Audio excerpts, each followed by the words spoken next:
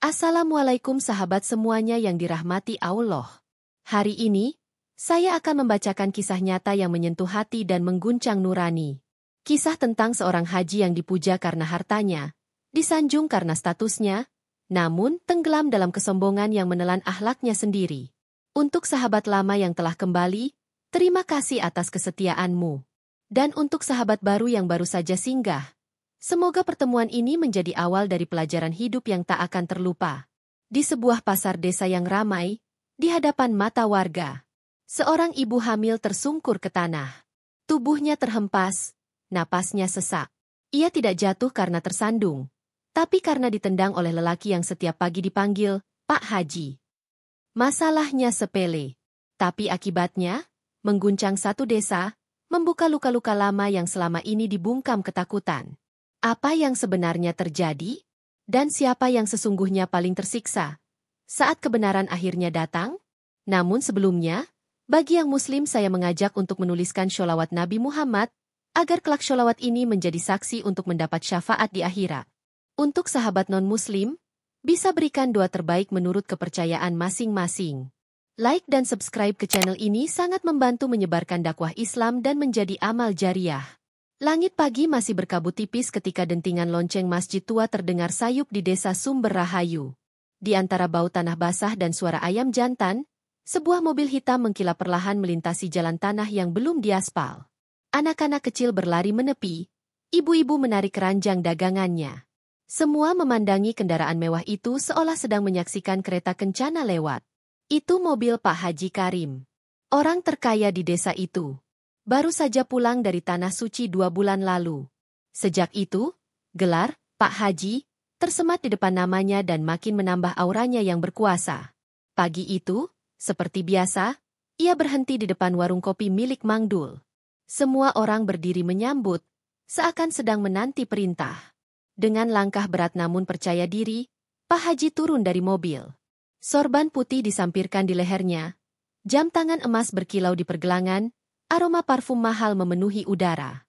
Assalamualaikum, ucapnya pelan namun dingin. Orang-orang menjawab salamnya cepat, seperti ingin segera menyelesaikan kewajiban mereka. Ia duduk di bangku terbaik, lalu menunjuk kopi tanpa berkata. Mang Dul langsung mengerti. Tak ada yang berani berbicara terlalu keras di hadapannya. Bahkan suara radio tua pun langsung dikecilkan. Pak Haji Karim bukan hanya dihormati. Ia ditakuti.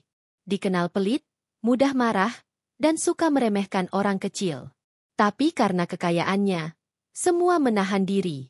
Kehidupan Pak Haji seperti istana kecil. Rumahnya berdinding marmer, berpagar besi tinggi, dijaga 2 satpam. Di dalamnya, kursi ukiran dari Jepara, lampu gantung kristal besar menggantung di tengah langit-langit.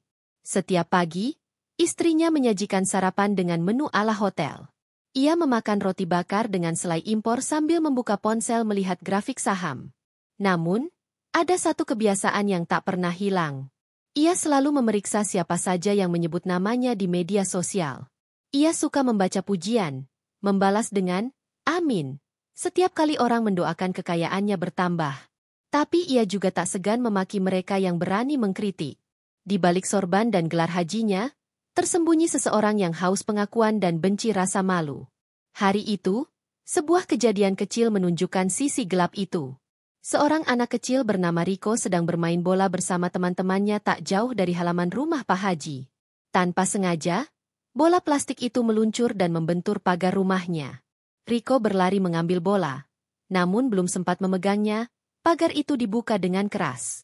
Pak Haji keluar dengan wajah merah, sorban tersampir tak rapi. "Siapa yang tendang bola ke pagar saya?" bentaknya. Anak-anak diam.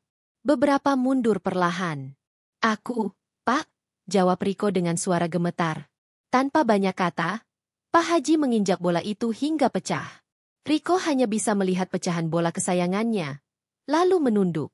Ia tak menangis, tapi sorot matanya seperti menyimpan luka. Pak Haji masuk ke rumah lagi. Ia merasa menang. Tapi dari balik jendela rumah tetangga, ada pasang mata yang menyaksikan semua. Wajah Bu Aminah, penjual sayur yang sedang mengandung 7 bulan, berubah pucat. Ia mengusap perutnya pelan. Hari masih pagi, Tapi angin di desa Sumber Rahayu mulai membawa rasa getir yang belum mereka mengerti sepenuhnya. Pasar desa Sumber Rahayu selalu ramai tiap hari Selasa dan Jumat. Disitulah seluruh warga berkumpul, bukan hanya untuk berdagang, tapi juga saling bertukar kabar, bisik-bisik, dan kadang-kadang konflik kecil yang tak pernah selesai. Pagi itu, Bu Aminah datang lebih awal dari biasanya. Perutnya sudah membesar, langkahnya pelan, tapi tangannya tetap sigap menata sayur di atas tikar biru tua. Ia membawa bayam segar, tomat ranum, dan beberapa ikat kangkung. Hasil dari kebun kecil di belakang rumahnya. Di tengah semua kelelahan, wajahnya tetap sabar. Pagi, Bu Aminah. Sapa Mbok Sum. Pagi, Embok. Semoga laku semua ya. Angin berhembus ringan. Langit cerah.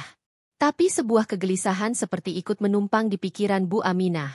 Bukan tentang dagangannya, tapi tentang mimpi buruk semalam. Dalam mimpinya, ada suara orang menjerit dan cahaya terang menyilaukan. Ia bangun dengan keringat dingin. Tapi pagi tak menunggu siapapun. Ia tetap harus berjualan. Sekitar pukul 8, suara deru mobil mewah terdengar dari kejauhan. Warga yang sedang sibuk di lapak masing-masing otomatis menoleh. Beberapa buru-buru membereskan barang di pinggir jalan.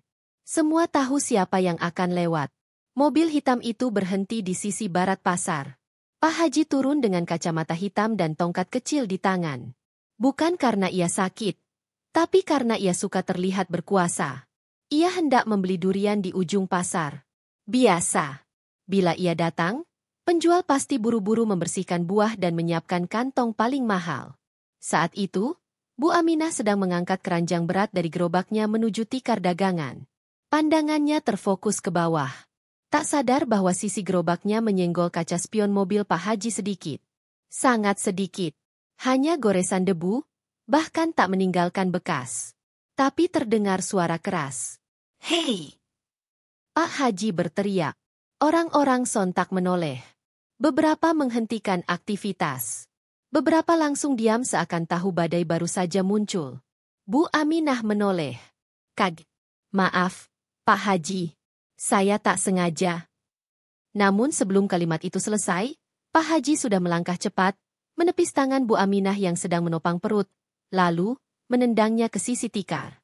Tubuh Bu Aminah jatuh menimpa tumpukan bayam dan kangkung. Perutnya menghantam keras ke tanah. Orang-orang langsung berteriak. "Astagfirullah, Pak Haji." Beberapa perempuan langsung menghampiri Bu Aminah, membantu duduk. Ia pucat. Napasnya berat. Matanya setengah tertutup. Ada rasa sakit menjalar dari perutnya ke punggung. Tapi Pak Haji hanya berdiri di sana. Tak bicara. Wajahnya tetap dingin. Sorban di lehernya berkibar pelan. Namun ada satu hal yang tak ia sadari. Seorang remaja bernama Rian, yang berdiri di dekat lapak durian, memegang ponsel dan merekam semuanya. Dari awal teriakan hingga saat Bu Aminah jatuh. Jemarinya gemetar. Napasnya tertahan. Tapi ia tahu, sesuatu telah terjadi yang tak bisa didiamkan. Pasar mendadak sunyi. Hanya terdengar tangis kecil dan isak panik dari para pedagang. Pak Haji kembali masuk ke mobil, menutup pintu keras. Mobil itu melaju, meninggalkan kepulan debu, tanpa rasa bersalah sedikit pun. Sementara itu, Rian berdiri diam. Matanya menatap layar ponsel. Rekaman itu berdurasi 2 menit 37 detik. Dan tanpa banyak pikir, ia kirimkan ke grup WhatsApp pemuda desa. Beberapa menit kemudian, badai mulai datang. Bukan dari langit, tapi dari dunia maya yang tak bisa dikendalikan siapapun. Pagi yang biasanya hangat berubah dingin. Warga desa Sumber Rahayu mulai menerima satu persatu pesan di ponsel mereka. Beberapa sedang menyeduh kopi, beberapa lainnya masih di jalan menuju sawah. Namun satu hal yang sama, mereka semua membuka video yang dikirim di grup warga RW 03. Video itu menampilkan wajah yang sangat mereka kenal. Pak Haji Karim. Suaranya, sorbannya, mobilnya, dan tindakannya. Adegan itu jelas. Bu Aminah sedang tersungkur. Pasar terlihat hening. Bahkan suara beberapa orang berteriak juga terekam. Tak ada yang bisa menyangkal. Tidak ada ruang untuk penafsiran berbeda. Itu bukan kabar burung. Bukan cerita dari mulut ke mulut. Itu fakta. Dalam 2 jam, video itu tersebar ke seluruh grup warga, komunitas pemuda masjid, hingga ke grup pedagang pasar. Lalu keluar dari desa, hingga sampai ke akun media lokal yang sering memuat kabar viral dari kampung-kampung. Seorang haji di desa Sumber Rahayu diduga menendang ibu hamil hanya karena masalah sepele, tulis salah satu akun. Puluhan komentar masuk dalam waktu cepat. Gila! Ini manusia atau iblis? Baru tahu, ternyata ini orang yang katanya tokoh agama. Allah, ibu itu hamil. Lihat cara dia jatuh. Desa yang selama ini tertutup dengan rasa takut, perlahan mulai terbuka. Satu demi satu warga yang dulu diam, mulai mengirim pesan pribadi ke Rian, sang remaja yang pertama kali merekam.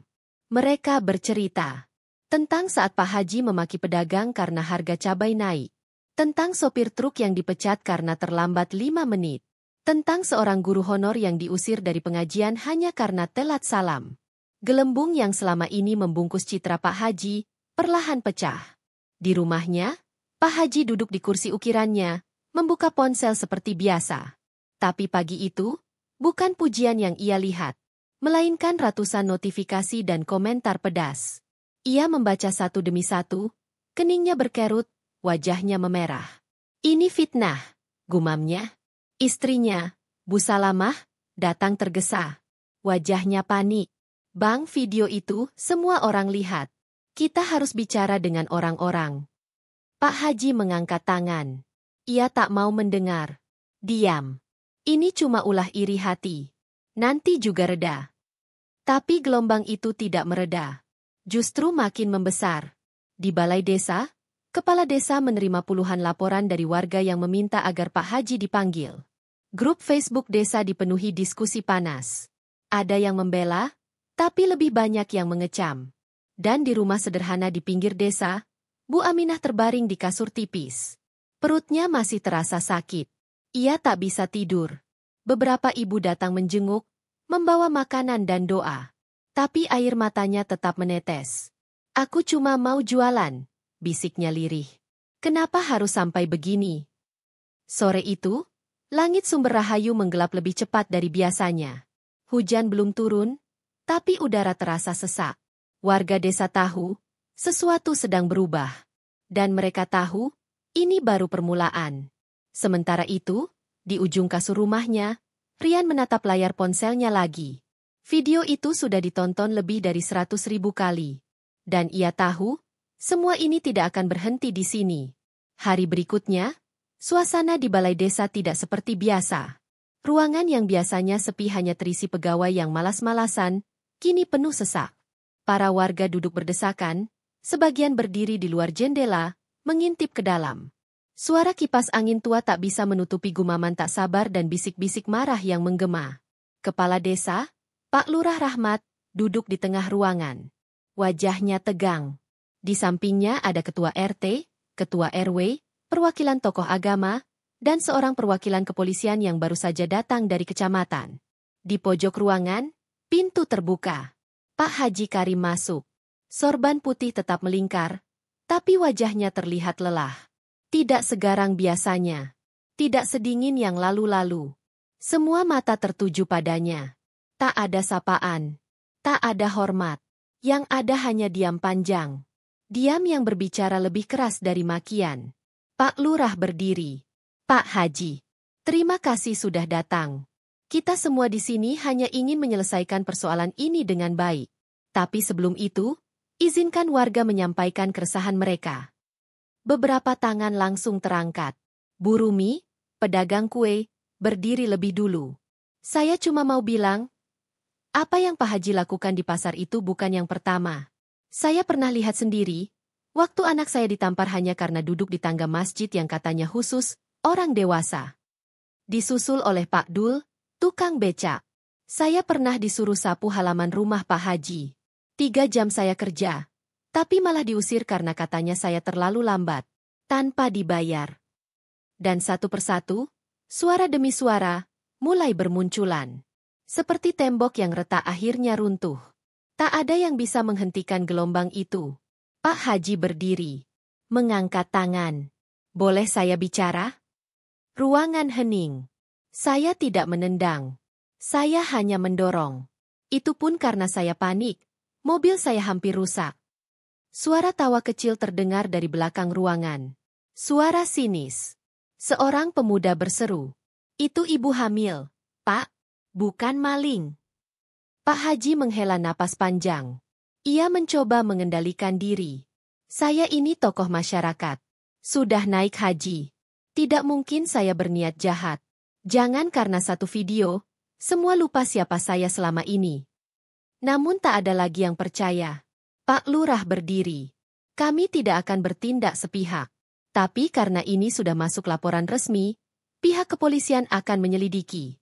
Sementara itu, kami harap Pak Haji tidak melakukan tindakan yang bisa memperkeruh keadaan. Pak Haji hanya mengangguk, tapi wajahnya mulai memucat. Sore itu, awan hitam menggantung di langit desa. Pak Haji pulang dengan langkah berat. Di jalan, beberapa anak kecil berbisik sambil menunjuk. Seorang bapak menarik anaknya menjauh saat mobil Pak Haji melintas. Di rumah, istrinya duduk diam sambil memeluk tas. Ia baru saja mendapat kabar bahwa arisan ibu-ibu tidak lagi mengundangnya. Grup WhatsApp PKK sudah menghapus namanya. Ia ingin menangis, tapi air mata tak keluar. Semua berubah, Bang. Semua takut. Tapi sekarang semua benci. Ucapnya pelan. Pak Haji hanya duduk, menatap kosong ke jendela. Di luar, pohon pisang di halaman tak lagi bergoyang. Udara terasa diam. Dan di kejauhan, terdengar suara azan yang lirih, seakan mengingatkan bahwa tak ada gelar, tak ada harta, yang bisa menutup mata Allah dari kebenaran. Suasana ruang rawat di Puskesmas Sumber Rahayu sunyi. Lampu gantung redup, dan aroma obat menusuk hidung. Di atas ranjang, tubuh Bu Aminah terbaring lemah. Perutnya yang membesar tampak dibalut kain tipis. Matanya terbuka setengah, bibirnya kering, napasnya pelan. Seorang perawat muda mengganti infus sambil mengusap tangan Bu Aminah dengan lembut. Di samping ranjang, suaminya, Pak Surya, duduk terpaku. Matanya sembab. Ia menggenggam tangan istrinya dengan erat, seolah ingin membagi kekuatannya. Tapi dalam hatinya, ia sendiri nyaris runtuh. Dokter datang membawa hasil pemeriksaan. Wajahnya datar. Suaranya pelan tapi jelas. Kondisi kandungan agak terganggu. Bu Aminah perlu banyak istirahat. Tidak boleh stres. Kalau tidak bisa berdampak ke janin. Pak Surya mengangguk. Tidak menjawab. Ia hanya menunduk lebih dalam. Tangannya tak lepas dari tangan istrinya. Air matanya jatuh. Diam-diam, seperti hujan yang tak disambut. Kabar kondisi Bu Aminah menyebar cepat. Beberapa warga datang menjenguk. Membawa makanan, doa, dan kadang uang receh hasil patungan. Di antara mereka, Rian datang dengan ibunya. Ia duduk diam di kursi pojok ruangan, menatap perempuan yang jatuh karena video yang ia rekam. Bu, saya minta maaf, bisiknya. Bu Aminah hanya tersenyum lemah. Jangan minta maaf. Kalau kamu nggak rekam, aku mungkin tetap dianggap salah. Rian menunduk. Tak bisa berkata lebih. Sementara itu, di rumah besar bercat putih, keluarga Pak Haji mulai merasakan tekanan yang tak pernah mereka duga. Putrinya, Dinda, pulang sekolah dengan wajah muram. Ia melempar tas ke sofa dan langsung masuk kamar. Ibunya mengikuti dari belakang. Dinda, kenapa? Aku dibully, Bu. Teman-temanku bilang aku anak orang kejam. Ada yang bilang aku anak penendang bayi. Wajah Bu Salamah pucat. Ia duduk di ranjang anaknya, memeluknya. Tapi Dinda menepis. Kenapa sih? Ayah begitu? Kenapa nggak bisa jadi orang baik? Istrinya mendatangi Pak Haji malam itu. Wajahnya tegas, bukan lagi takut seperti sebelumnya. Anak kita dipermalukan. Aku tidak bisa ikut kamu diam terus.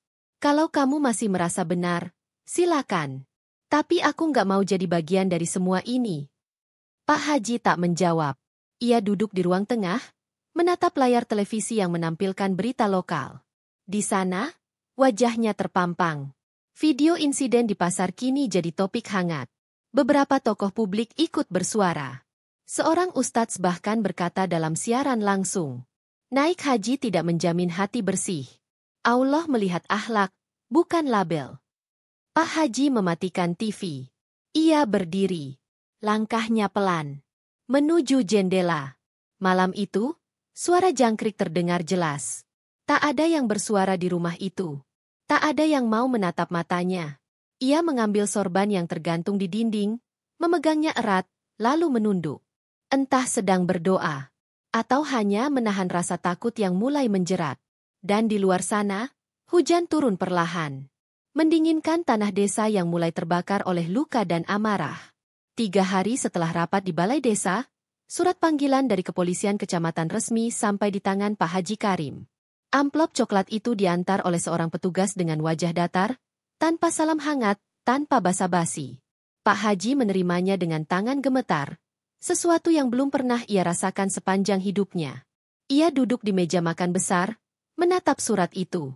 Sorban yang biasa membelit lehernya kini tergantung di kursi. Ia membuka surat dengan tangan berat, membacanya pelan, seakan tak ingin percaya pada tiap baris kalimatnya. Ia dipanggil sebagai terlapor. Dugaan tindak kekerasan terhadap perempuan hamil di tempat umum. Disertai rekaman bukti dan kesaksian warga. Pak Haji menelan ludah.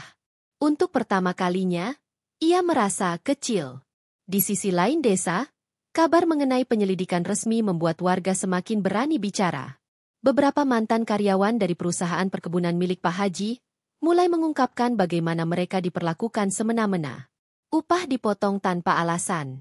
Laporan keuangan dipalsukan. Bahkan beberapa di antaranya kini membuka jalur hukum untuk menuntut. Media lokal semakin gencar memberitakan. Wartawan datang ke desa, mewawancarai warga, dan merekam kondisi pasar tempat insiden terjadi. Nama Pak Haji Karim kini bukan lagi simbol kehormatan, tapi berita utama. Puncaknya, salah satu mitra bisnis terbesar Pak Haji di kota memutuskan kontrak secara sepihak. Mereka tidak ingin dikaitkan dengan kasus kekerasan publik yang mencoreng nama perusahaan. Dalam sehari, 2 gudang distribusi ditutup. Rekening usaha diblokir sementara untuk audit. Ponsel Pak Haji berdering tanpa henti. Tapi bukan lagi pujian atau undangan ceramah. Melainkan permintaan klarifikasi, pembatalan kerjasama, dan penarikan dana. Ia hanya duduk, menatap layar ponsel yang tak pernah terasa seasing itu. Malamnya, Pak Haji menggelar pertemuan kecil di rumah. Ia mengundang beberapa tokoh agama, ketua RT, dan Pak Lurah. Dengan wajah lebih tua dari biasanya, ia berdiri di hadapan mereka. Kali ini, tanpa sorban, tanpa tongkat, hanya baju koko putih yang tampak lusuh. Saya minta maaf atas apa yang terjadi di pasar hari itu, ucapnya lirih. Tak ada yang menjawab. Pak Lurah hanya menatapnya tajam. Saya hilaf. Saya manusia biasa. Saya tidak berpikir panjang saat itu. Namun nada suaranya terdengar hampa. Terlambat. Terlalu kecil dibanding luka yang sudah menyebar. Tokoh agama yang hadir hanya berkata singkat sebelum pulang. Pak Haji, ini bukan soal hilaf. Ini soal akhlak. Dan akhlak bukan sesuatu yang bisa dibeli. Keesokan harinya, Pak Haji tak keluar rumah. Pagar rumah besar itu tetap tertutup. Satpam tak lagi berjaga. Bendera kecil yang dulu berkibar di depan, kini lusuh tertiup angin. Beberapa warga yang lewat hanya menatap sekilas, lalu melanjutkan langkah. Sementara itu, di akun media sosialnya, kolom komentar sudah ditutup. Tapi jejak amarah dan kecewa masih tertinggal jelas. Netizen sudah menjadikan namanya sebagai bahan sindiran. Sebuah meme bahkan viral, menampilkan gambar sorban melayang di atas pasar dengan tulisan, "Jangan sentuh mobilnya, atau nasibmu berakhir di ranjang rumah sakit." Dari jendela kamarnya, Pak Haji melihat keluar. Di kejauhan, terlihat pasar desa, tempat semuanya bermula. Hiruk-pikuk masih terdengar, tapi tak ada yang menoleh ke arahnya. Ia kini benar-benar sendiri. Dan untuk pertama kalinya dalam hidupnya, Pak Haji Karim merasa tak punya siapa-siapa. Langit pagi di Kecamatan Sukamulyo tampak suram. Awan menggantung tebal, seakan menahan hujan yang belum ingin jatuh. Di balik pagar besi tinggi dengan kawat berduri, suasana di rumah tahanan kelas B terasa sunyi, hanya sesekali terdengar teriakan sipir yang memanggil nama-nama tahanan untuk pemeriksaan rutin. Di dalam sebuah sel berukuran 4x3 meter, Pak Haji Karim duduk bersila di lantai dingin. Dindingnya lembab, baunya apek. Tidak ada kursi, tidak ada ranjang. Hanya tikar tipis dan bantal tua yang warnanya tak lagi jelas. Sorban yang dulu menjadi simbol harga dirinya kini hanya dilipat rapi di pojok ruangan. Tak pernah ia kenakan sejak pertama kali masuk. Pemeriksaan berlangsung singkat. Setelah bukti video dan keterangan saksi cukup kuat, hakim memutuskan vonis, hukuman penjara ringan selama beberapa bulan, ditambah kewajiban membayar ganti rugi kepada Bu Aminah dan biaya pengobatan. Bagi sebagian orang, hukuman itu terasa ringan. Tapi bagi Pak Haji, hukuman yang paling berat bukanlah kurungan. Tapi kehilangan rasa hormat, kehilangan wajah, kehilangan makna dari semua yang selama ini ia banggakan. Di dalam sel, ia menghabiskan waktu membaca Al-Quran dari mushaf kecil yang dibawakan istrinya saat menjenguk. Ia membacanya perlahan, terbata-bata. Tak seperti dulu saat ia membaca hanya sebagai formalitas ceramah. Kali ini, setiap ayat menampar hatinya sendiri. Pada malam-malam tertentu, ketika semua tahanan sudah terlelap, Pak Haji terbangun. Duduk diam dalam kegelapan, menatap bayang-bayang dirinya sendiri di lantai. Kadang, ia mendengar suara-suara itu lagi. Jeritan kecil dari pasar. Tangisan seorang anak. Suara Bu Aminah saat meminta maaf padanya.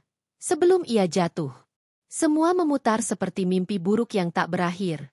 Suatu malam, seorang tahanan baru masuk ke sel sebelah. Seorang pemuda, divonis karena mencuri motor. Pak, benar Pak Haji Karim ya? Pak Haji hanya mengangguk. Dulu saya pernah kerja di kebun Bapak.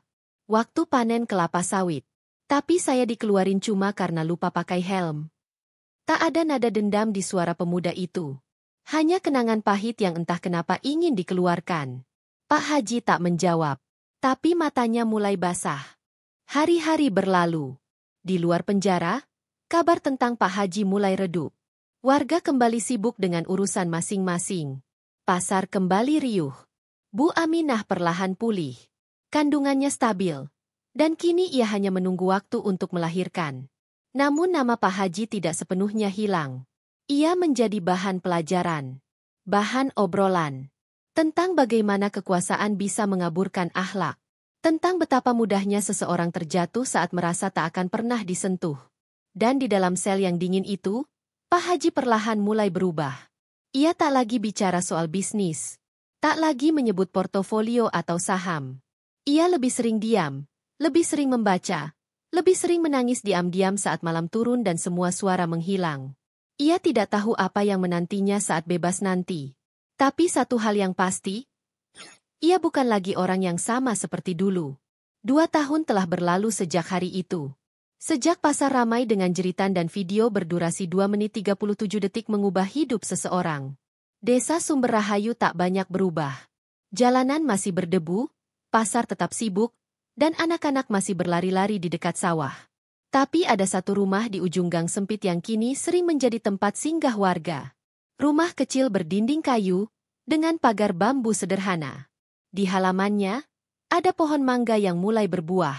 Di serambinya, duduk seorang pria tua mengenakan sarung dan peci lusuh. Wajahnya tak semuda dulu. Sorban tak lagi membelit lehernya. Tapi sorot matanya tenang. Ia tersenyum pada siapa saja yang lewat. Tanpa memaksa. Tanpa berharap dibalas. Itulah rumah baru Pak Haji Karim. Setelah masa hukumannya selesai, ia menjual sebagian besar asetnya. Rumah megahnya dibeli oleh pengusaha luar kota. Kendaraan mewahnya hilang. Bisnisnya tak tersisa. Tapi kali ini, ia tidak mempertahankan apa-apa. Ia melepaskan segalanya. Dengan ikhlas. Dengan sadar. Ia membangun rumah kecil dari sisa uangnya, dan tinggal sendiri. Istrinya sesekali datang membawa makanan. Anak-anaknya pindah ke kota. Ingin memulai hidup tanpa bayang-bayang aib keluarga. Dan Pak Haji tak menyalahkan siapa-siapa.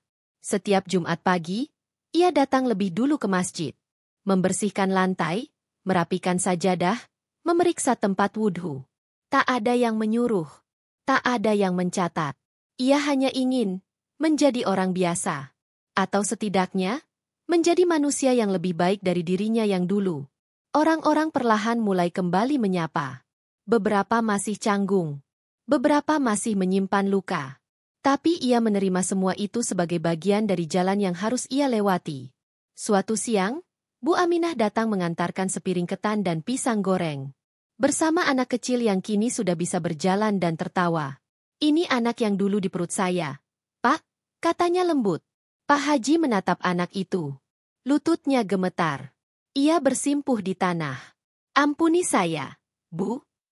Bu Aminah tersenyum, menatap langit sebentar. "Saya sudah memaafkan. Sejak hari saya tahu anak ini lahir selamat." Anak kecil itu memandang Pak Haji dengan polos. Lalu tiba-tiba memeluk lehernya. Pak Haji memejamkan mata. Air matanya jatuh. Bukan karena rasa bersalah semata, tapi karena, untuk pertama kalinya dalam hidupnya, ia merasakan pelukan yang tak datang karena rasa takut. Bukan karena status, tapi karena hati yang bersih. Hari itu, di bawah pohon mangga yang baru belajar berbuah, seorang pria tua duduk dikelilingi tawa kecil yang tak ia kenal, tapi sangat ia butuhkan. Dan di langit sumber rahayu, cahaya sore menyelinap di antara daun-daun, seperti pengampunan yang tak pernah ia duga, datang dari arah yang paling sederhana. Kisah Pak Haji Karim bukan sekadar cerita tentang kekayaan dan kejatuhan. Ini adalah pelajaran tentang bagaimana manusia sering tertipu oleh dunia. Ketika gelar dan harta menjadi selimut ego, maka hati perlahan tertutup dari cahaya. Allah berfirman dalam surah Al-Hujurat ayat 13. "Sesungguhnya orang yang paling mulia di antara kamu di sisi Allah adalah yang paling bertakwa. Bukan yang paling kaya, bukan yang paling terkenal, tapi yang paling tunduk dan bersih hatinya." Kesombongan adalah racun yang halus. Ia tidak terasa saat kita di atas. Tapi saat ujian datang, barulah tampak siapa yang sungguh-sungguh mengenal dirinya, dan siapa yang hanya berpakaian iman. Dari cerita ini kita belajar bahwa satu tindakan bisa membuka banyak aib tersembunyi, dan bahwa kejujuran, pengampunan, dan ketulusan jauh lebih bernilai daripada emas yang bisa dihitung. Terima kasih kepada sahabat semuanya yang dirahmati Allah, yang telah menyimak cerita ini dari awal hingga akhir. Semoga kita semua dijauhkan dari sifat sombong, dan diberikan hati yang lembut untuk saling memaafkan, saling mengingatkan, dan saling mendoakan. Like dan subscribe ke channel ini sangat membantu menyebarkan dakwah Islam dan menjadi amal jariah. Sampai jumpa di kisah selanjutnya. Wassalamualaikum warahmatullahi wabarakatuh.